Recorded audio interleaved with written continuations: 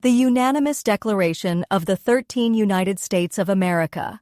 When in the course of human events, it becomes necessary for one people to dissolve the political bands which have connected them with another, and to assume among the powers of the earth the separate and equal station to which the laws of nature and of nature's God entitle them, a decent respect to the opinions of mankind requires that they should declare the causes which impel them to the separation. We hold these truths to be self-evident, that all men are created equal, that they are endowed by their Creator with certain unalienable rights, that among these are life, liberty, and the pursuit of happiness. That to secure these rights, governments are instituted among men, deriving their just powers from the consent of the governed.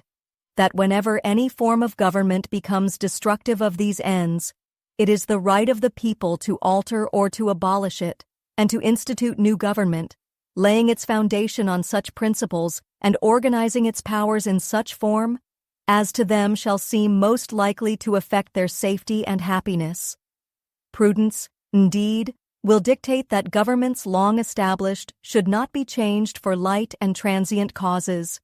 and accordingly all experience hath shown that mankind are more disposed to suffer, while evils are sufferable, than to right themselves by abolishing the forms to which they are accustomed. But when a long train of abuses and usurpations, pursuing invariably the same object, evinces a design to reduce them under absolute despotism, it is their right, it is their duty, to throw off such government, and to provide new guards for their future security. Such has been the patient sufferance of these colonies, and such is now the necessity which constrains them to alter their former systems of government.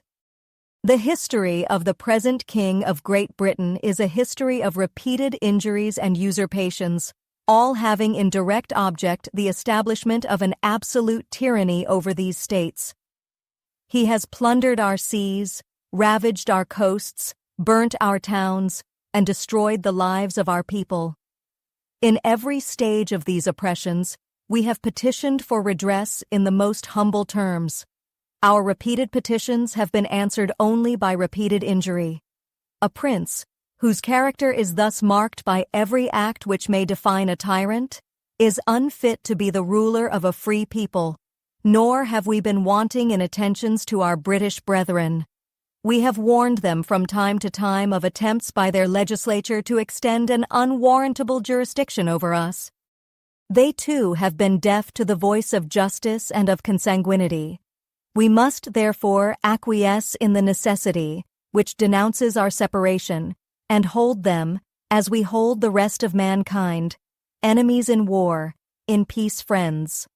We, therefore, the representatives of the United States of America, in General Congress, assembled, appealing to the Supreme Judge of the world for the rectitude of our intentions, do, in the name, and by the authority of the good people of these colonies, solemnly publish and declare that these united colonies are, and of right ought to be, free and independent states,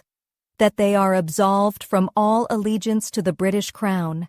and that all political connection between them and the state of Great Britain is and ought to be totally dissolved, and that as free and independent states, they have full power to levy war, conclude peace, contract alliances, establish commerce, and to do all other acts and things which independent states may of right do. And for the support of this declaration, with a firm reliance on the protection of divine providence, we mutually pledge to each other our lives, our fortunes, and our sacred honor.